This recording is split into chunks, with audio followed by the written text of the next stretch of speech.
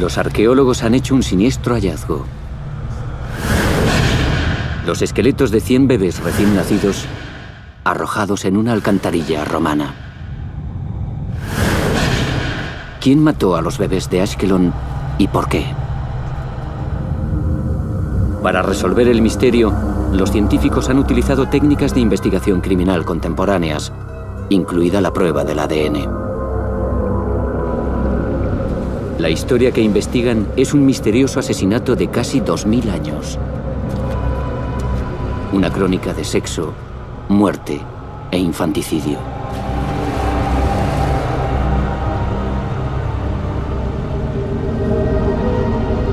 Nacidos para morir.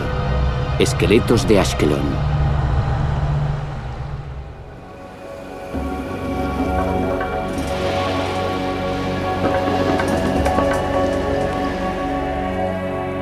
En las orillas de la costa mediterránea de Israel se encuentra Ashkelon. Puerto marítimo desde el 3500 a.C., fue una de las ciudades más importantes del Antiguo Mundo.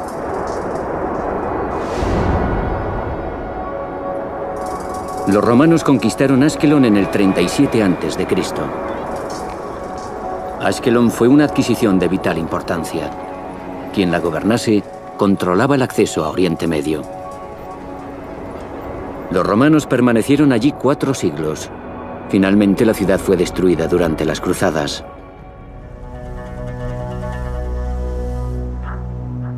En los últimos 15 años, arqueólogos de la Universidad de Harvard han estado hurgando en los secretos de Ashkelon.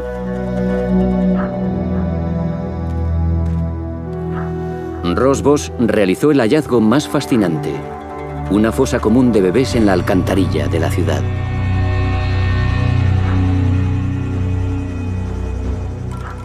Empezamos probando debajo de la alcantarilla, bajo el baño que tengo detrás.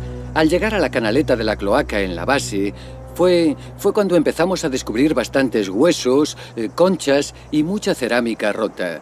Una de las voluntarias que estaba excavando dentro comentó que había descubierto estos huesos de pollo. Así que me acerqué, empecé a examinarlos y pensé, bueno, podrían ser muslos, pero no estoy seguro. Parecían un poco extraños. Y comencé a ver otros huesos que no parecían de pollo. Así que nuestra analista de canales, Paula Wapnis, se acercó, cogió en la mano una de estas pequeñas costillas y dijo horrorizada, no son de pollo, son de bebé. Y entonces nos dimos cuenta que estábamos ante muchos niños que habían sido arrojados al canal de la alcantarilla. Es un hallazgo único. Los huesos de bebé se confunden a menudo con huesos de animales y se tiran. Pero en Ashkelon, los excavadores encontraron huesos indudablemente humanos. Los más largos y comunes que tenemos son tibias y cúbitos de piernas, brazos y parte de los huesos radiales de las extremidades. Además, también hemos descubierto estos huesos de la escápula de la espalda y fragmentos de cráneo sin unir en pequeños platos como este.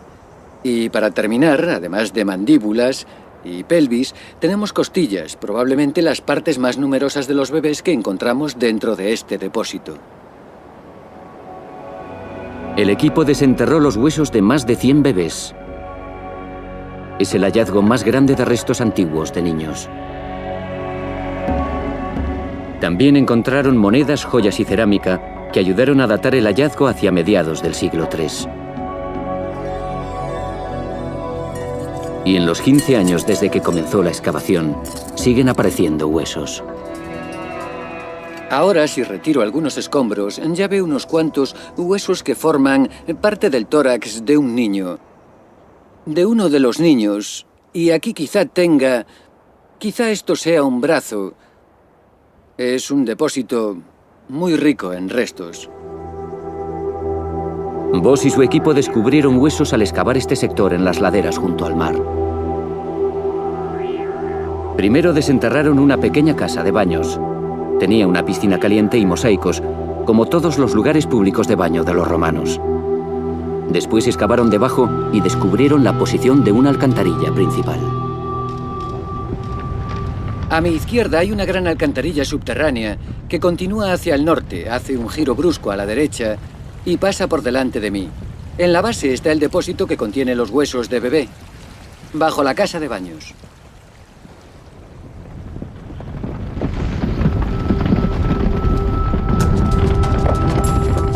La propia casa de baños era pequeña.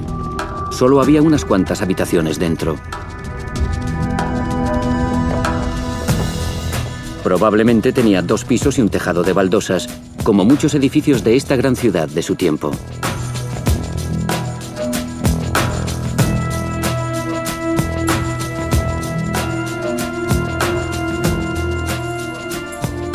Hoy en día, Ashkelon es un lugar turístico menor del que disfruta la gente de la zona.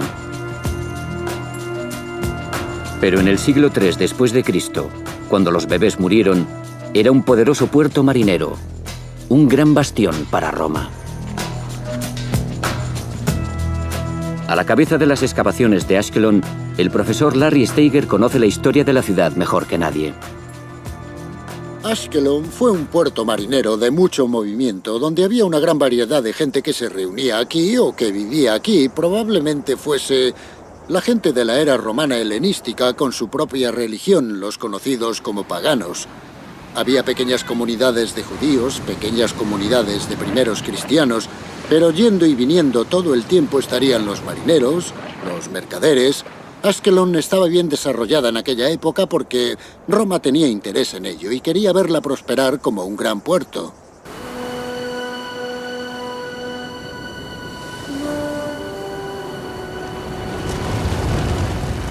Ashkelon era la puerta de entrada a Jerusalén y Oriente Medio.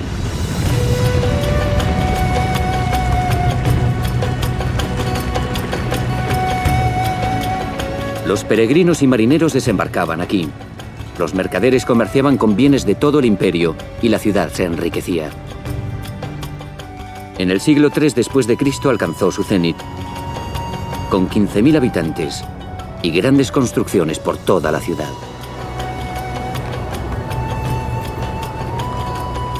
Un gran foro se extendió por el centro de la ciudad, llevándola hacia el teatro. Apareció una enorme basílica orientada de este a oeste, hacia el mar, y con vistas a ella en la ladera de la montaña estaban las villas de los ricos de Ashkelon. Más allá de las villas estaban los barrios pobres. Es aquí donde está la casa de baños de los arqueólogos. Como todas las casas de baños, era un lugar popular para alternar.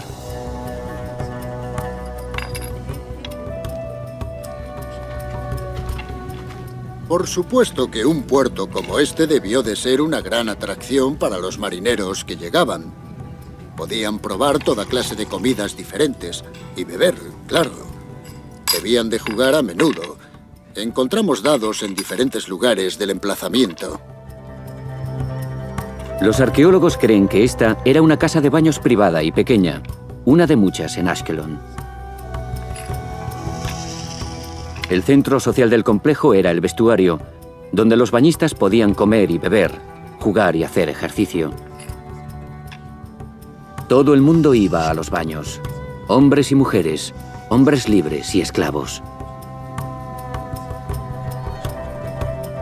Por todo el imperio, las autoridades animaban al baño como una influencia de civilización que ayudaba a reforzar los valores romanos.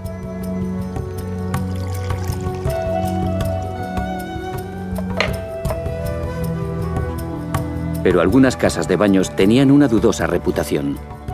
Los hombres iban a encontrarse con sus amantes o a buscar prostitutas. ¿Por qué había huesos de bebé en la alcantarilla bajo este edificio? ¿Cuál era el nexo entre la casa de baños y los bebés muertos? Este misterio tiene ahora a los arqueólogos en vilo. Este es un descubrimiento único. Los arqueólogos siempre quieren tener algo nuevo que no haya sido visto antes. Intentan crear una especie de misterio porque así se convierte en un misterio. ¿Qué hacen estos bebés dentro de este canal arrojados como basura en vez de, de tener un entierro normal? No sabíamos exactamente cuál era la causa. Pudo ser una epidemia que hizo estragos en la ciudad y todos se vieron obligados a deshacerse de los cuerpos lo antes posible. Voss llevó los huesos a Jerusalén para intentar descubrir cómo murió el centenar de bebés. Si fue una plaga, una masacre o un asesinato.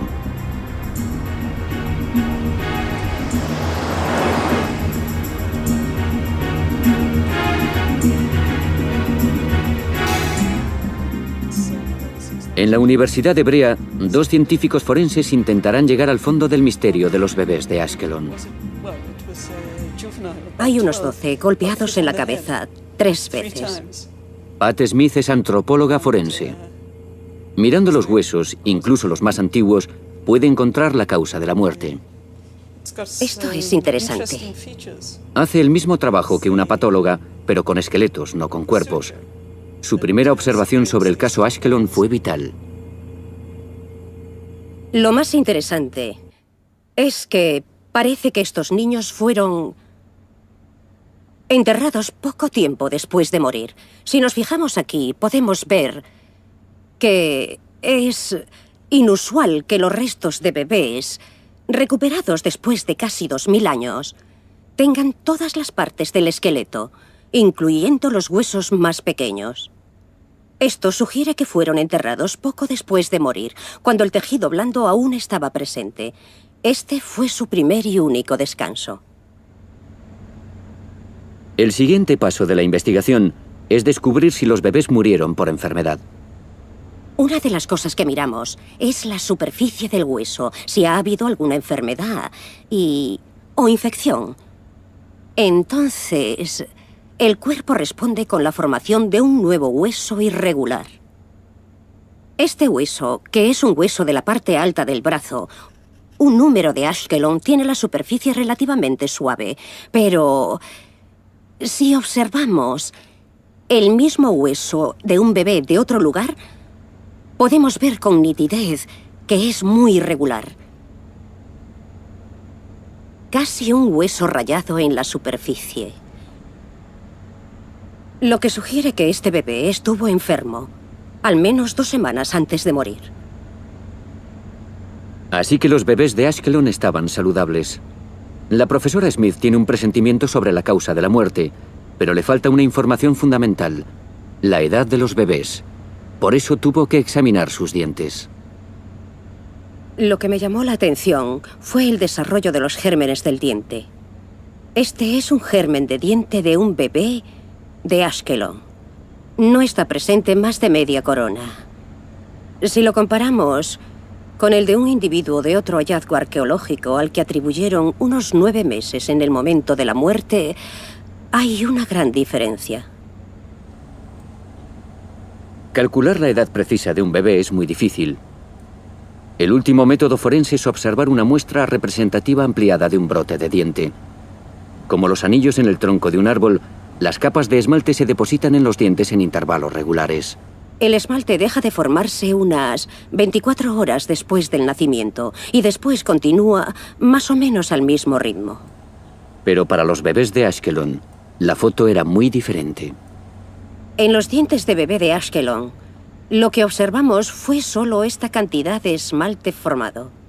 Esta que vemos aquí. Y no aparecen para nada ninguna de estas líneas. No hay evidencias de que sobreviviese más de unos cuantos días. Los bebés de Ashkelon eran recién nacidos, lo que llevó a la profesora Smith a una conclusión. Ninguno de estos bebés, por mucho que lo imaginemos, podía tener más de una semana. Es la mejor prueba para sugerir que los mataron intencionadamente y los colocaron allí.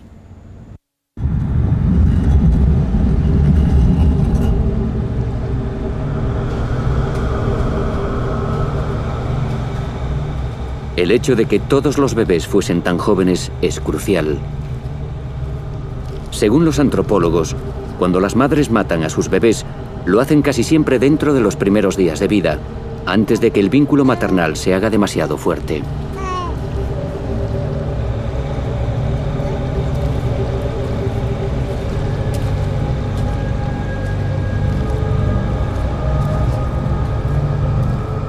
A los bebés de Ashkelon, a los 100, o los mataron y los dejaron en la alcantarilla, o los abandonaron vivos y dejaron que muriesen.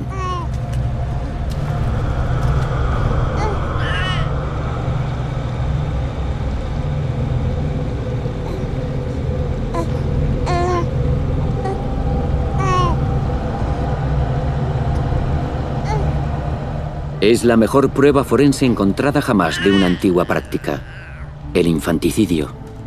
una fórmula de control de la población.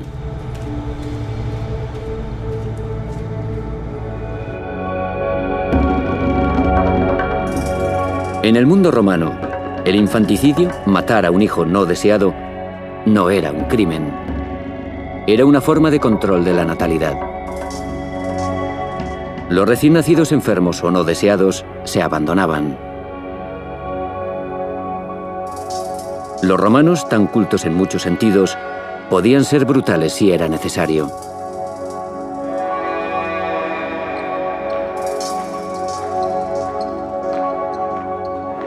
Eleanor Scott es una experta en las actitudes romanas hacia los bebés. Estas eran muy diferentes a las nuestras, suavizadas por los avances de la ciencia médica. Empezamos a ver al bebé con identidad mientras está en el vientre, ya que una mujer puede decir si está embarazada desde el primer día después de una falta o por las fotografías de los bebés en el vientre. Una mujer puede invertir una cantidad inmensa de amor, casi romántico, en ese bebé porque espera que sobreviva. Para una mujer romana, la situación era muy diferente. No podía permitirse invertir sentimientos fuertes en el bebé, especialmente siendo recién nacido, porque tenía muchas posibilidades de perderlo. Los romanos tenían una extraña idea sobre los bebés. Creían que los recién nacidos no eran del todo humanos. Esto los protegía de la pena cuando los bebés morían, y también les hacía posible abandonar a los bebés que no querían. La práctica se conocía como descarte. En lugar de matar al bebé directamente, una madre podía dejarlo en cualquier lugar donde alguien podría recogerlo y cuidarlo. Eran los dioses los que decidían el destino del niño.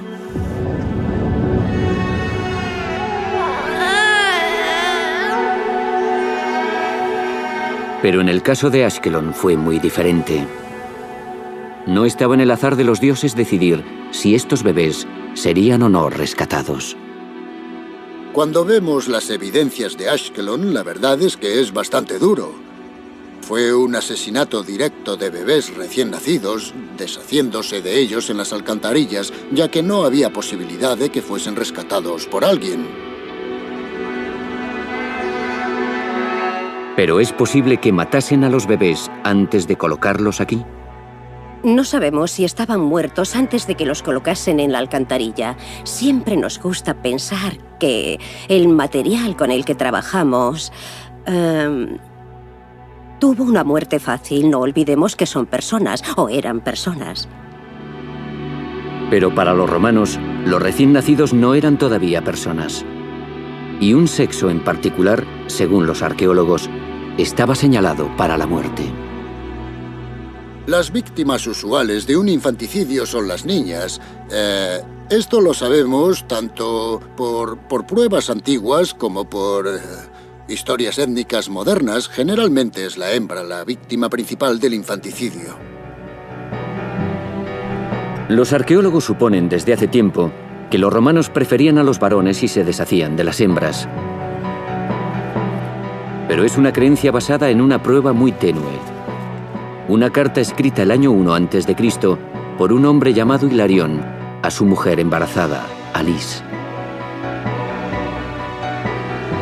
Hay varias referencias al asesinato de bebés hembras en la literatura clásica, pero no hay verdaderas pruebas forenses. Hilarión está lejos de casa por negocios y escribe a Alice. Saludos cariñosos. Sabes que estamos todavía en Alejandría. No te preocupes si los demás regresan sin mí. Te pido y te suplico que cuides del pequeño. Tan pronto como recibamos nuestro salario, te lo enviaré.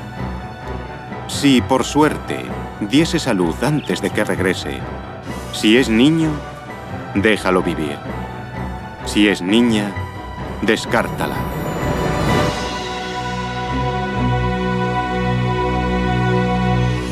Pero suponer, basándonos en una sola carta, que todas las familias romanas preferían deshacerse de las niñas, resulta polémico para algunos expertos. Solo es una carta. Solo son una familia. Debían encontrarse en circunstancias muy especiales. Quizá estuviesen en la ruina y no podían permitirse tener una hija más porque quizá ya tuviesen hijas.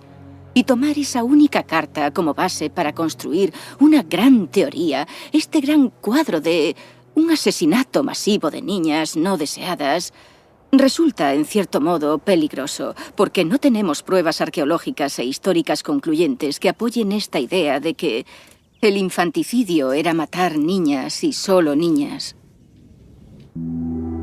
El caso del infanticidio de Ashkelon fue una oportunidad única para descubrir si los romanos realmente descartaban más niñas que niños.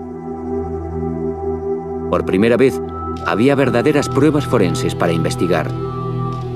Pero solo había un modo de descubrir el sexo de los bebés, haciendo las pruebas del ADN.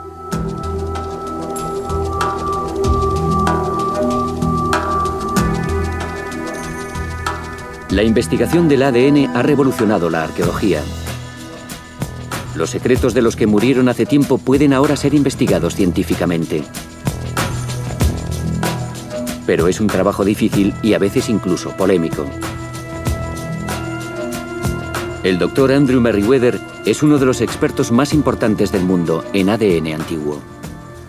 No hay forma de saber con certeza cuando se coge un hueso si habrá ADN en él o no, e incluso si se ha recuperado o a veces puede ser fragmentario, solo nos daría una parte de la respuesta que buscamos.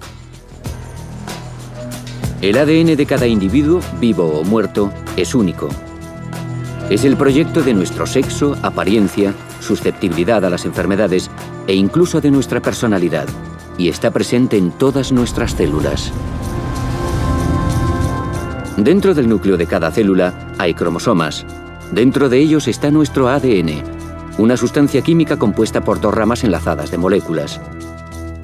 Las moléculas están organizadas en secuencias llamadas genes, y cada gen determina quiénes somos y cómo somos. Cuando morimos, gran parte de nuestro ADN se destruye, pero en los dientes y en los huesos queda algo, aunque fragmentado, por miles de años.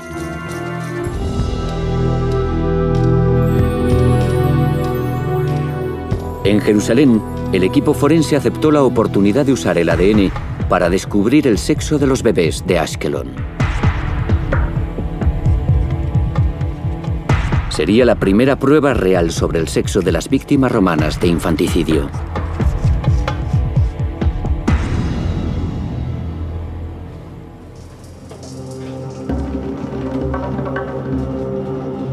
En Jerusalén, la doctora Marina Ferman comenzó la prueba del ADN en los huesos de Ashkelon para descubrir su sexo. Conocía perfectamente las dificultades de su tarea. Es mucho más difícil trabajar con ADN antiguo que con el moderno, porque el ADN moderno siempre da resultados. A veces los resultados no son los que queremos, pero sin duda hay resultados definitivos. Con el ADN antiguo no podemos predecir que vayamos a obtener algo. El primer problema fue que no hubiese nada de ADN en los huesos. La húmeda alcantarilla y el calor de Israel podrían haberlo destruido, pero solo había un modo de saberlo. Primero, Ferman extrajo polvo óseo del centro de los huesos, donde era menos probable que hubiese contaminación de ADN moderno. La contaminación es la gran pesadilla de la investigación de ADN antiguo. Es un problema porque el ADN de fuentes modernas, de mí o de quien maneje las muestras, ese ADN está en mucha mejor forma que el antiguo que está dentro del hueso o dentro del diente. Incluso la más mínima partícula podría contaminar la muestra y ese sería el resultado. Los investigadores deben llevar siempre guantes y máscaras. El aire en el laboratorio está filtrado.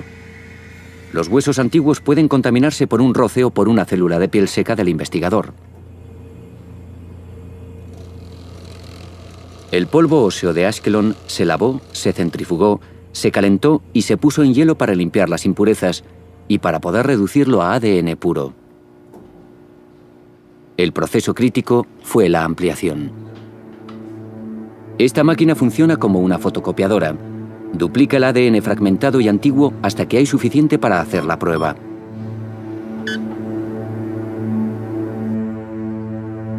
El paso final es la electroforesis, que convierte el ADN en un resultado legible.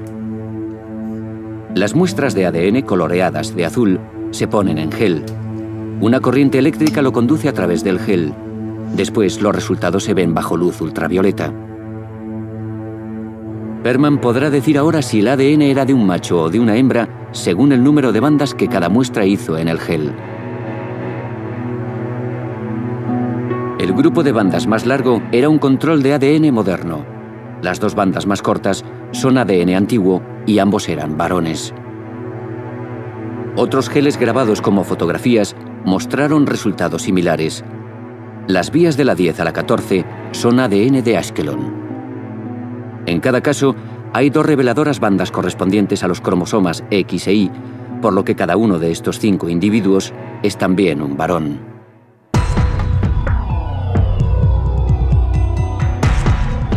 La doctora Ferman comprobó los huesos de 43 bebés. Solo 19 de ellos contenían ADN, y de los 19, 14 resultaron varones y solo 5 eran hembras. Tuvo que investigarse una posibilidad: la contaminación. Primero me emocionaría por tener todo este ADN nuclear, tan difícil de ampliar a partir de muestras muy antiguas, así que obtendría un resultado muy emocionante y estaría ilusionado si mis controles fuesen negativos. Inmediatamente querría encontrar una forma de confirmar que no es contaminación. Perman está segura de que los resultados son serios porque no había coincidencia en los resultados de todos los huesos. El índice de éxito de la identificación de sexo fue del 44%. Menos de la mitad de los huesos produjeron un ADN ampliable. Y si todos los huesos estuviesen contaminados por anteriores manejos, entonces habríamos terminado con un 100% en la identificación de sexo. Y este no fue el caso. Perman también comparó las secuencias de ADN de Ashkelon con aquellas de todos los que habían manejado los huesos, incluyendo a los arqueólogos varones. No coincidían. Sus resultados eran reales. Para Pat Smith, la interpretación estaba clara. Eran muestras pequeñas, pero sin duda sugieren que hubo algún tipo de elección con los chicos para matarlos preferentemente. El misterio ha dado otro giro. El caso de asesinato estaba llevando a los arqueólogos hacia un terreno desconocido. Estábamos realmente sorprendidos por descubrir que había más chicos en las cloacas que chicas, y en un número considerable, porque normalmente esperaríamos muchas más niñas que niños como víctimas de esta terrible práctica. Los resultados del ADN de Ashkelon prueban que los romanos también mataban a sus hijos varones, a veces en mayor número que a sus hijas. Quizá los padres romanos valorasen después de todo a sus hijas tanto como a sus hijos. Pero para explicar por qué los padres de Ashkelon mataron a más hijos que hijas, todavía quedaba un rastro de averiguaciones que seguir. La localización de los huesos bajo la casa de baños. El edificio iba a llevar a los arqueólogos a una visión completamente nueva del caso. Sentíamos curiosidad de por qué este lugar, esta zona de la ciudad tenía todos estos huesos. Cuando analizamos el hecho de que hubiese una casa de baños encima, que no era un baño público sino uno privado, que pudo haber sido un burdel, empezamos a pensar que habría una conexión. Cuando los arqueólogos excavaron la casa de baños, encontraron una inscripción interesante escrita en griego: «Entre y diviértase». También encontraron cerámica con diseños eróticos. Estos descubrimientos le sugirieron que la casa de baños podría haber sido también un burdel. Una interpretación que podría justificar la presencia de los bebés en la alcantarilla inferior. Quizá las cortesanas de la casa de baños eran prostitutas que quedaban embarazadas a menudo, por lo que inmediatamente se deshacían de los bebés que llegaban a término. El propio aborto era una práctica muy peligrosa, por lo que sería más seguro dejar que el bebé llegase a término para acabar con su vida después del nacimiento. Según esta teoría, Las prostitutas no se deshacían simplemente de los bebés, los seleccionaban.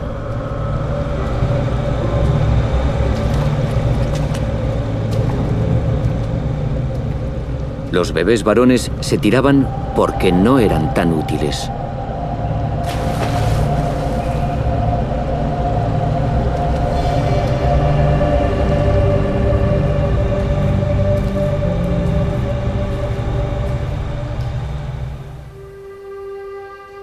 Las niñas se dejaban y crecían en el burdel de la casa de baños para proporcionar la siguiente generación de prostitutas.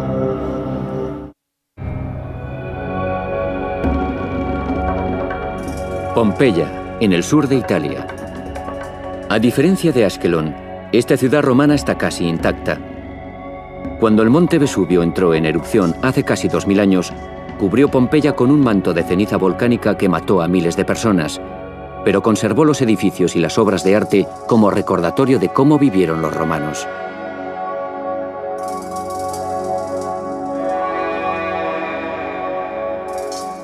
Durante los meses de verano, miles de turistas de diferentes nacionalidades inundan sus calles. Un aspecto de la vida de los romanos los dibuja como ningún otro: el sexo. Los romanos no se avergonzaban de la sexualidad. Era algo que admiraban, que no escondían. Justo allí hay un gran salami. Y a mi izquierda, mami, ¿eh? Uno no, muchos. Y aquel de allí es el dios Priapus. Y recuerden, es el dios de la fertilidad, de la procreación, la abundancia y las fortunas. No es un símbolo erótico. Lo que están viendo es un dios. Pero hay un lado más oscuro de la vida sexual de los romanos. Los documentos de la corte cuentan la historia de una mujer llamada Teodora que denunció el asesinato de su hija prostituta. Teodora era una mujer cuya hija, una prostituta, había sido asesinada por un concejal de la ciudad de Alejandría. En su juicio, dijo a la corte que al asesinar a su hija le habían robado su sustento. Por eso di mi hija al proxeneta, dijo, para tener con qué ganarme la vida. Se dejó que el prefecto expresase simpatía por la situación de la hija. Teodora estaba más preocupada por el impacto de la situación en ella misma. Claramente algunas madres romanas prostituían a sus hijas, como sospechaban los arqueólogos de Askelon. Pero ¿podría sostenerse su teoría de la combinación de un burdel y una casa de baños ante la evidencia arquitectónica de Pompeya? La principal atracción de la ciudad es su burdel, que está muy bien conservado. Si la casa de baños de Askelon fue también un burdel, tendría que parecerse a algo como esto. En el piso bajo hay 5 cubículos, 3 en aquel lado, 2 en este, con una letrina por la parte de atrás. Hay 5 habitaciones más arriba. La prueba que hace prácticamente cierto que sea un burdel es, ante todo, las camas de piedra que encontramos en los cubículos de la planta baja. Camas de piedra con almohadas de piedra en cada una de estas 5 celdas. En las paredes se encontraron unos 120 ejemplos de grafiti erótico que incluían los nombres de clientes, como nuestro amigo Víctor aquí. Y además de nombres de clientes y prostitutas, tenemos precios por un acto de prostitución. Están anotados varios servicios sexuales. También tenemos los testimonios de clientes muy satisfechos con los servicios proporcionados en este lugar. Aquí podemos reconstruir cada aspecto de la industria sexual de Pompeya. La psicología de sus clientes, incluso el detalle del precio gracias a los grafitis. Los grafitis nos muestran una serie de precios, el más frecuente de los cuales eran 2 ases. Un as era una moneda pequeña de cobre y 2 ases era el precio de un frasco de vino barato, lo que sugiere que este no era un mercado alto en la venta de sexo. En realidad, los precios recogidos en Pompeya son de los más bajos en todo el mundo romano. Las prostitutas se vendían por comercio en cada parte de la ciudad romana. La prostitución no era ilegal. De hecho, algunos ayuntamientos imponían una tasa. Muchos edificios, bares, hoteles, tabernas y casas de baño se usaban como burdeles, pero para hacerlo necesitaban una arquitectura en particular. En Pompeya hay un edificio que, según algunos expertos, era una combinación de casa de baños y burdel, por lo que podría ser el modelo del de Ashkelon. Se llama la casa de baños suburbana. Este es el vestuario principal de los baños, donde se dejaba la ropa cuando se salía para el ritual del baño.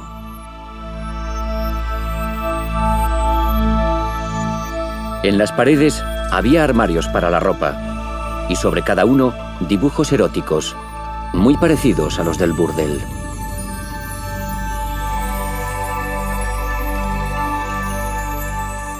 ¿Existe una conexión entre el baño y el funcionamiento de un burdel o solo pretendían ayudar a la gente a recordar dónde dejaban su ropa? ¿O simplemente pretendían hacer reír a la gente porque las situaciones sexuales descritas están en la parte alta? Si hubo un burdel aquí, estaría arriba, encima de los baños. Este nivel del complejo de baños tenía habitaciones pequeñas que quizá eran cubículos de prostitutas y clientes. Nos faltan las camas de piedra que vimos en el burdel, así que esto podría haber sido un prostíbulo, pero nos falta la prueba final. En Ashkelon hay muchas menos pruebas que examinar. ¿Serán capaces de probar los arqueólogos que su casa de baños también funcionaba como burdel?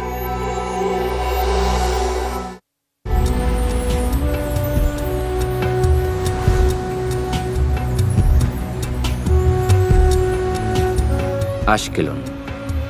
En el siglo III después de Cristo, unos 100 bebés, la mayoría de ellos varones, fueron arrojados a esta alcantarilla. El intento de resolver este misterio ha forzado a los arqueólogos a enfrentarse a la oscura realidad de la vida romana: el asesinato rutinario de niños no deseados.